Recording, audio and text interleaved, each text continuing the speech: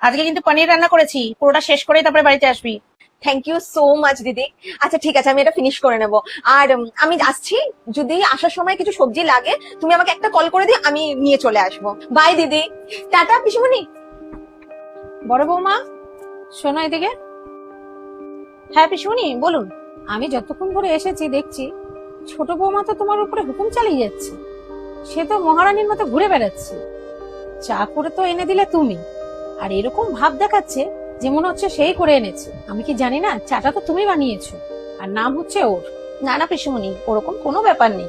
আরে বৌমা, তুমি সরসিধা মেয়ে, তুমি এসব বুঝবে না, আমি সব জানি। আরে পিসুমণি, ও শুধু দেখলে আমি চাটাই বানিয়ে এনেছি, কিন্তু এটা দেখলে না যে ও সবার সামনে বসে আমাকে চাটা কিন্তু ঠিক খাইয়েছে। কারণ ও জানে আমি কাজের তাড়াতে না চা খেতেই ভুলে যাই, আর চা ঠান্ডা হয়ে যায়। পিসুমণি, তুমি কি জানো সকালবেলা উঠে ও মন্দির পরিষ্কার করে, রাতের এঁঠো বাসনও ধোয়, এমনকি যদি কিছু ফুরিয়েও যায় সেটাও বাজার থেকে নিয়ে আসে অফিস ফেরত। কারণ রাত্রে মাঝে মাঝে সূর্যিত আর বিশ্বজিতের আসতে অনেক দেরি হয়ে যায়, তখন ওই সমস্ত বাজার নিয়ে আসে বাড়ি।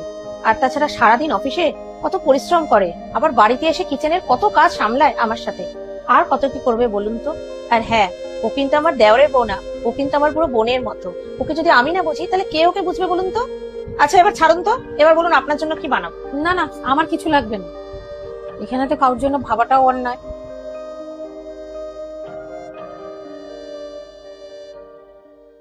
দিদি, তুমি দোকান থেকে যা যা আনতে বলেছিলে এই নাও, আমি নিয়ে এসেছি। দেখে নাও সব ঠিক আছে তো? হ্যাঁ হ্যাঁ, একদম। এক সেকেন্ড, তোমার জন্য একটা বইও নিয়ে এসেছি। বাহ, এই বইটা তো আমার দরকারও ছিল। Thank you. You are welcome. ঠিক আছে, আমি এটা ঘরে রেখে আসছি।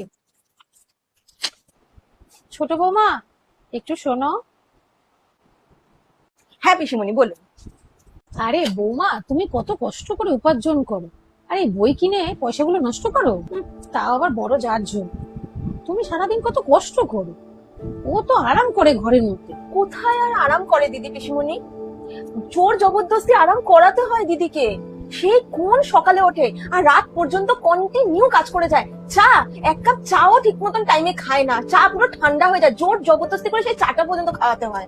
সে কোন সকালবেলা দিদি ওঠে, উঠে এক একজনের এক এক রকমের টিফিন বানায়, বাচ্চাদের টিফিন বানায়, বাচ্চাদেরকে গাড়ি পর্যন্ত ছাড়তে যায় কারণ তাদের স্কুলে যাওয়ার ব্যাপার থাকে। তার মধ্যে দাদার আবার অফিসে তাড়াতাড়ি বেরোতে হয়, দাদার টিফিন করে আগে ছাড়তে হয়। তারপরে বিশ্বজিৎকেও আবার দিদি টিফিন বানিয়ে দেয়। তারপরে ইভেন কি আমার টিফিনও দিদিভাই বানিয়ে দেয়, টিফিনের সাথে সাথে লাঞ্চও আমাকে প্যাক করে দেয়। দুপুর হতে না হতে দিদিভাই বাচ্চাদেরকে স্কুল থেকে আনতে যায়, ওদেরকে স্কুল থেকে এনে ওদেরকে লাঞ্চ করানো, হোমওয়ার্ক করানো, সব কিছু দিদি একা হাতে সামলায়। দিদিভাই সংসারটা পুরো